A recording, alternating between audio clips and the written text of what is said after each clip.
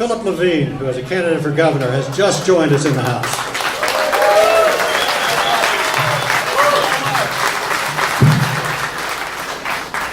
Wow, whoever said that this was a red area? I don't think so. It feels pretty blue to me. And by the way, I got to tell you, I think everyone's on our side, even the weather, because it's nice and cool out, right? Isn't it fantastic? It's an honor to be here, to see all of you. Let me ask you a big question. I ask everybody, I got to ask you right away.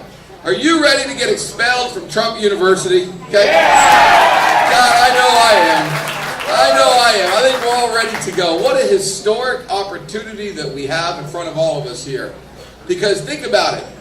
Florida. It's all about Florida. Okay? And I tell everybody this because it's true.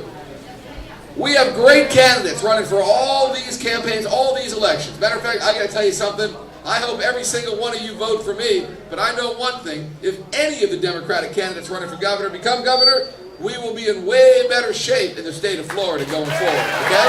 And that's for sure. I think we all agree that.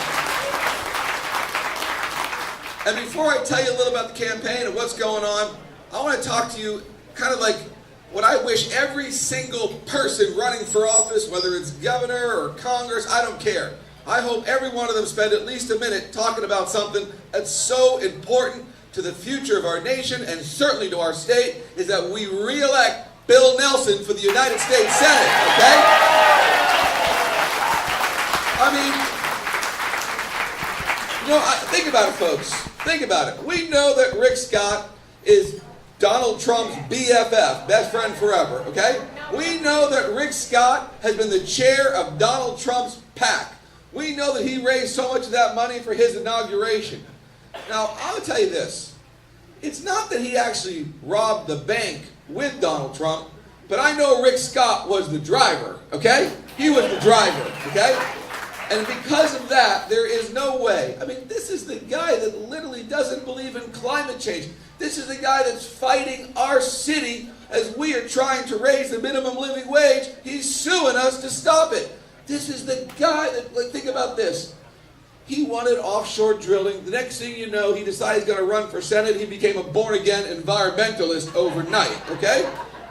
I mean, this is the same person who turned his back on all Floridians, on Floridian hospitals, and didn't accept Medicaid expansion funds. And therefore, 1.6 million people are uninsured in the state of Florida. He's the same one that didn't accept federal funds to connect Orlando and Tampa to create a high-speed rail. And by the way, the good folks of Connecticut, do you know what they said recently in a newspaper? They said, "Thank you, Governor Scott. We're so excited with our new transportation system in Connecticut, courtesy of Florida, because you didn't accept the money." I tell you this because we can't let that person go to the United States Senate. We need Bill Nelson as United States Senator. And I think that's important. It's important for all of us. Folks, this election is the most important election in the world. So goes Florida this year. So goes the presidency in 2020. I think we understand it. That's how important it is for everybody to get active, everyone to get involved. You know, my background's a little different. Some of you may know. You know, I'm a kid that grew up in Boston as a boy, moved down to South Florida at 10 years old. Of course, I brought my parents with me. And I'm a proud product of Florida public schools. I grew up with my mom as a single mom. Thank you. And I'm somebody that, eventually was fortunate enough to go to college after working more jobs than you can imagine. From scooping ice cream to washing cars to parking cars to washing dishes. There's nothing I did not do before that. And of course, after I graduated, I took a job working on a cruise ship. And for me, it was how I began my life. The only difference is when I took this job, it was probably a different cabin than a lot of you have taken when you've gone on a cruise. Because the cabin I got was below the waterline, no porthole, no bathroom. And I can tell you something, it was the scariest thing I ever did. And I thought at the time it was the dumbest thing I ever did. I'll never forget. You know, I interviewed for this job with a little company called Royal Caribbean. And it was little at the time. And they said, "How much public speaking experience do you have?" And I said, "Oh, I'm great. And of course, thank God they did no due diligence and there was no internet, okay? And they gave me the job. And I'll never forget that night on the ocean, I remember thinking, I got to get off this ship. This was stupid. Why did I do this? And I remember thinking, I'm going to call the Coast Guard. Maybe the Coast Guard gets you off a cruise ship. I have no idea. But I had like $500 to my name, and I didn't even know what does a Coast Guard charge to get you off a cruise ship. But you know, the next morning I woke up, got to this lounge. I'll never forget. It was called the Oklahoma Lounge, and I thought, well, maybe there's like 30, 40 cruise passengers. I'll talk to them about the islands, and then I'll just get off. I get to this lounge. Literally, there's 1,500 cruise passengers. They were hanging from the rafters, and I remember thinking, oh, this is terrifying. And the cruise director, some of you have been on cruises, this was like, Roger Moore / Sean Connery. He was like James Bond. And he goes, ladies and gentlemen, we have one of the greatest speakers of all time on board Royal Caribbean. And all I could think of, he better not be talking about me. But I did it, and for me, I fell into this great industry called the cruise ship industry. I worked on board ships, I eventually got off, and with $500 and a pocket full of dreams, I started a little company in the cruise industry. It grew, it grew, it grew. I was fortunate enough to sell it, and I decided to give back. I decided to help my city and run for mayor. And I can tell a lot of you that if you ever decided to run for office, I recommend it to all of you, okay? No, I do. Remember that TV show, Survivor, okay? It's like you all of a sudden become a contestant on Survivor, okay? And when I ran for mayor, everybody said, the guy's got no chance, he's got no government experience, he has no name ID, and as a matter of fact, our city's 50% Hispanic. And they said, how's he going to communicate? And of course, I didn't realize it's puedo hablar español más o menos fluentemente. They had no idea I spoke Spanish fluently. But I did something different, and it's kind of how we do this campaign. I went right to the people. I knocked on 6,000 doors myself. You know all those beautiful condominium buildings in Miami Beach, those big high-rises? I broke into every single one of them, okay? I did. I went to the top floor, and I would start knocking on doors, and I learned early on, do not take the elevator. They have those security cameras, and they'll throw you out real quick. And I got thrown out of the best buildings in Miami, that's for sure, okay? But the difference is that I said, listen, hey, if I don't win mayor, I'll be the best cat burglar in history, okay? Because I get into every one of these buildings. But, thank God, I ran a very unique campaign. And of course, one of our major issues that's affecting Miami, and it's affecting the whole state, if not the whole world, is sea level rise brought about by climate change. So some folks, get kind of swept into office. I kind of got floated into office in Miami Beach. Because I said, I don't have all the answers. I got a lot of questions. But the one thing I won't do is nothing. I will take action.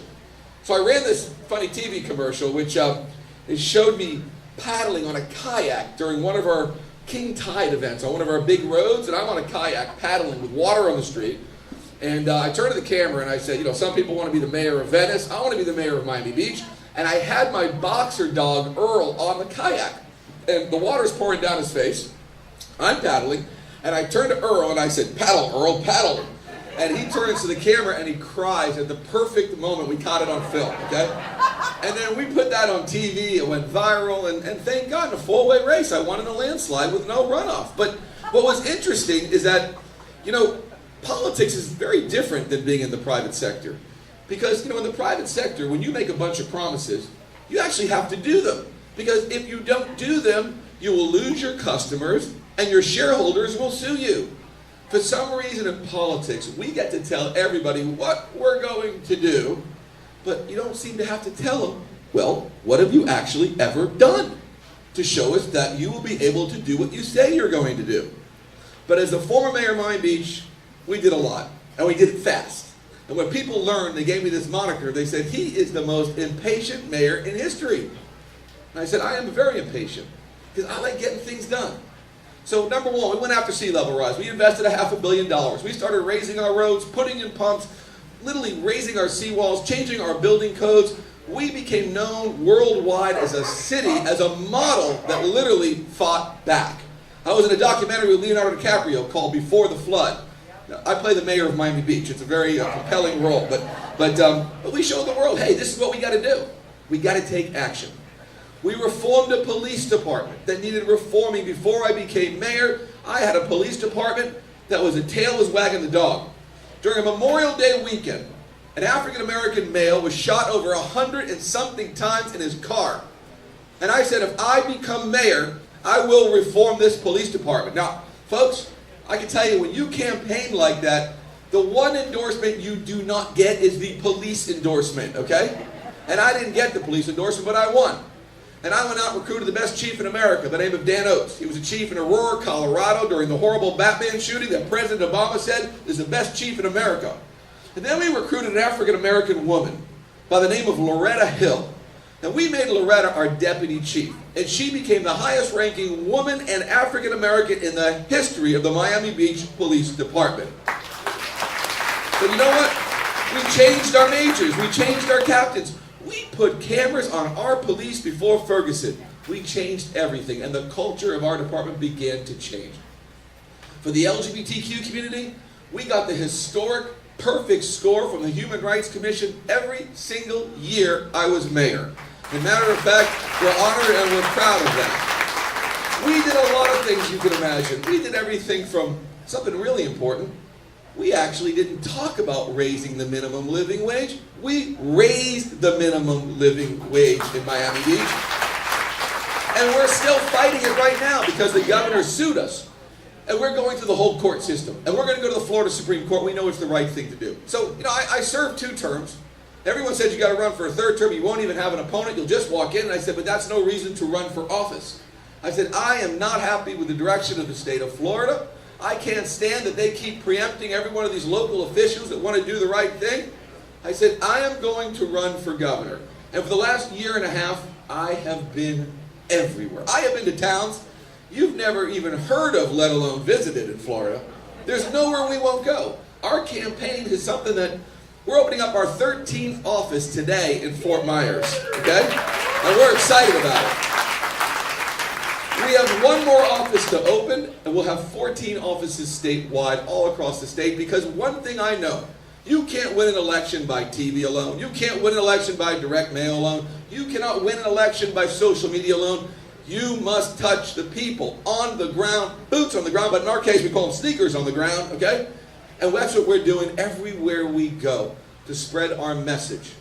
And the question is, what is the message? What is the message? Why am I running for governor? I'm running for governor because I have lived the American dream myself. And I want to see that everybody in Florida has the opportunity to live that dream. And the only way we're going to get there is if we level the playing field. Because right now it's too stacked against us. And what does that mean? How do we make sure everyone has the opportunity? If whether you want to be a teacher or you want to be a technician or you want to be an entrepreneur or you want to be a bus driver, I don't care what it is. How do we allow people to rise? This is how we do it. Number 1, we invest in our education. Okay? Number 1. We pay our teachers a nationally competitive salary so they don't have to work 2 jobs in order to teach, okay? We make sure that they don't have to take money out of their own pockets to pay for school supplies, okay? Number 2, it's my belief that health care is not a privilege of the few, it is a right of all Floridians. And we will get there, and that's something we got to do. Hey, this environmental tragedy that we see happening with this blue-green algae, this has been going on for years. This didn't happen this year. This has been going on for years and years and years, and unfortunately we've had administration after administration, including the current one, who has turned their back on Florida's environment, and they have done nothing, okay? What we need to do is clean up Lake Okeechobee, make sure that water goes to the south where it's supposed to go, and we begin regulating nutrients that are going into that lake, okay? What this governor has done is he's turned the Department of Environmental Protection into the Department of Environmental Exploitation. That is what's happened, okay? And it's the wrong thing to do. It's wrong because not only is our environment one of our most important assets, but let me explain one thing to you. You know, President Kennedy said, a rising tide lifts all ships. How do we become a 21st century economy? I'm going to tell you how we become a 21st century economy. It's one thing that we do is we model ourselves a little bit after a place where I grew up. A little town called Boston in a state called Massachusetts, okay? And it's very interesting about Massachusetts. Massachusetts, the taxes, I believe, are too high. But also the wages are very high. And what's interesting is the weather is absolutely horrible, okay? But what's amazing is Boston and Massachusetts gets all the hottest high-tech companies, the biotech companies. GE moved their world headquarters there. And the question is how? Why? Number 1 reason, education. That's the reason why they're all opening and why they're flocking to Massachusetts. Number 2, they have health care. Number 3, they have public transportation. And number 4, they have a culture of excellence. So we have a big decision in front of us. Do we want to be a state of Walmarts and McDonald's and Applebee's? Or do we want to be a state of Lockheed's and Boeing and Apple's and Amazon's where your kids can work here and your grandkids can work here and we can bring us all up together? That's the vision. How do we make NASA our Silicon Valley? As President Kennedy said, that's what it's supposed to be. We do it by investing in Floridians. There is no shortcut. This is the direction we need to go as a state.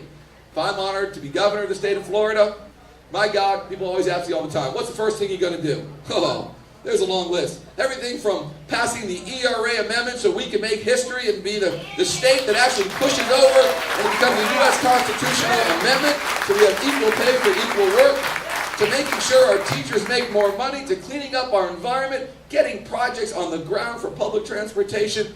We have a lot to do, go on and on. But it's only going to happen with all of you. Every vote counts. Everybody must turn out. Everybody must understand that this for us, for the Democratic Party, let me put it in World War II terms, okay?